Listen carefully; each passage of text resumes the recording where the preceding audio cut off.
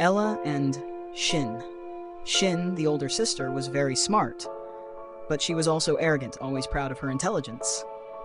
She thought she was the smartest person in the whole town. Her younger sister, Bella, was kind and gentle with everyone. Although sweet and loving, she was often overlooked. Neither of them ever tried to change their flaws, so they often clashed. The sisters were very poor. They went to bed hungry almost every night and felt lucky if they had a little bread and cheese. One day, Ella sat by the table, staring out at life. Suddenly, her stomach growled loudly. "Oh, I'm so hungry. I haven't eaten properly in days. Maybe if I take a walk, I'll forget my hunger." So she set out with nothing but a flask of water. She walked and walked until she grew tired and thirsty.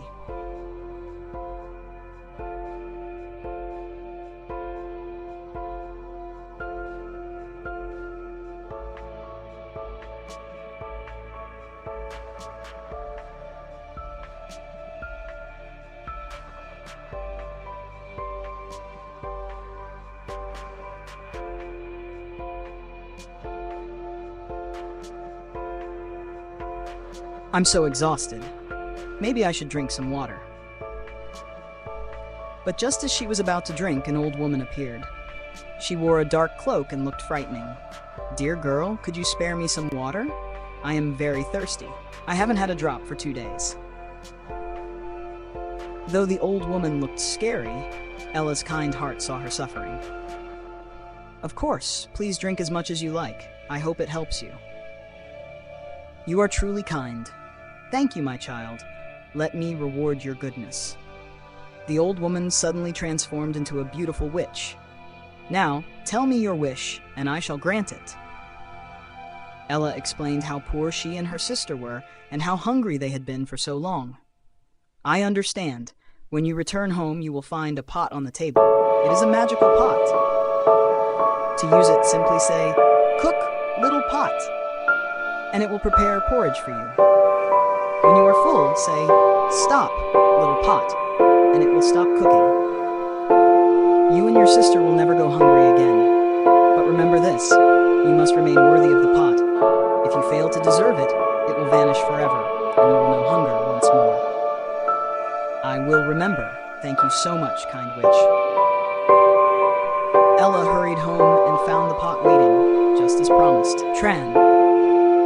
Ella returned home and found the pot on the table, just as the witch had promised. Shin was standing nearby, staring at it angrily. "Ella, did you bring this pot home?" "Yes, I did. Isn't it wonderful?" "Wonderful? What's so wonderful about a pot? You can't cook food in an empty pot." "Shin, you'll be happy to know this is no ordinary pot. It's a magical pot. It will cook for us forever."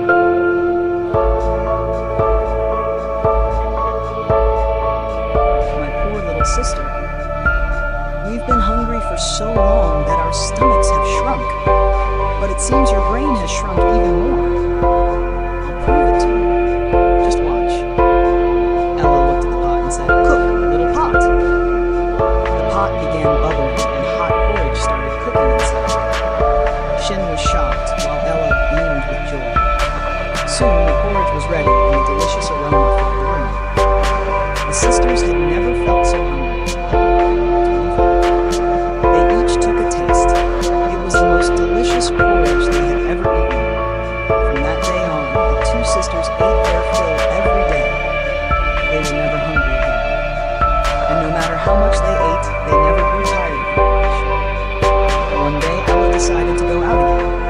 "I must remind Shin of the stopping spot before I leave." But what were the exact words again? "What is it? Why are you staring at me like that?" Shin asked. "There's something important I need to tell you." "Important? You? What could you possibly have that's important to say to me? You silly girl." "Fine, I won't tell you anything." She had forgotten what she wanted to say. "I don't care. I'm leaving now." But as she stepped outside, she suddenly remembered the spell. 6:20, I remember now. But it doesn't really matter. Shin has already eaten breakfast. She won't be hungry anyway. But soon after, Shin began to feel hungry. I want to eat that delicious porridge again. Since Ella wasn't home, she thought, I'll just make some myself. She went to the pot, clapped her hands with excitement, and happily recited the spell. Cook, little pot. Cook for me now. In just moments, the pot prepared her favorite porridge. Shin loved the taste so much that she finished every last drop. Ah, that was so delicious. I'm full now. I should tell the pot to stop cooking. What were the words again?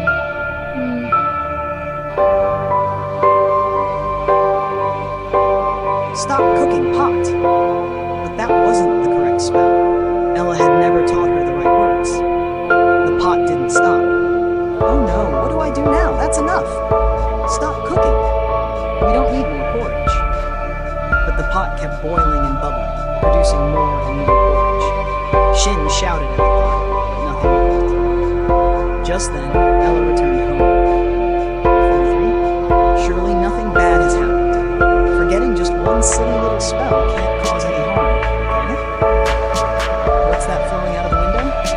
Is that porridge? I can even smell it. Ella rushed to the window, only to find an incredible sight. The entire house was overflowing with porridge.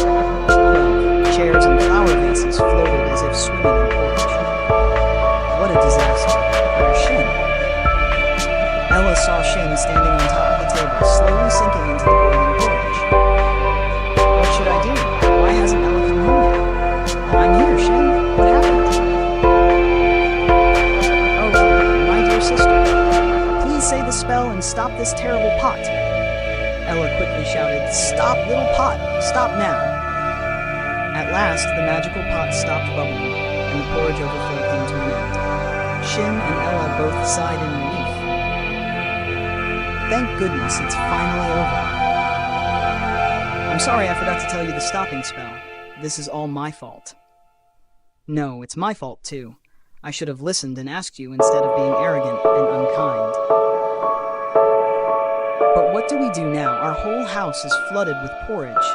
It will take days to clean it up. There are many poor people in this town. Why don't we share this porridge with them instead? Oh yes, I'm sure many people are hungry and would love this hot porridge.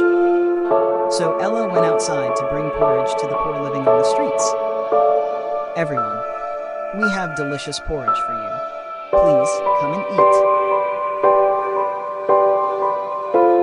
The villagers' eyes lit up with joy.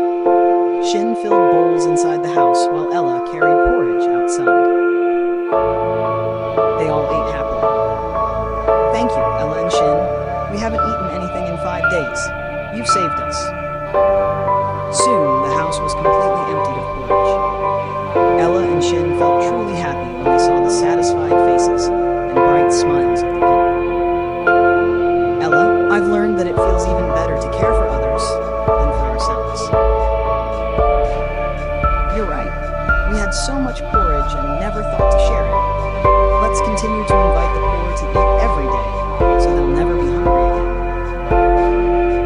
From then on, every day Shin and Ella went around the town bringing hot porridge to the poor. This continued for a long time, until one day an old beggar approached. He wore ragged clothes, and when Ella and Shin saw him, he said, My dear children, could you give me that magical pot? I have come a long way. My grandchildren are sick and starving. I have nothing to feed them. Please, may I take the pot home? What should we do? If he takes the pot, he'll be hungry again. It doesn't matter. We've had enough to eat. The children are suffering far more. They need it more than we do. Here, take the pot.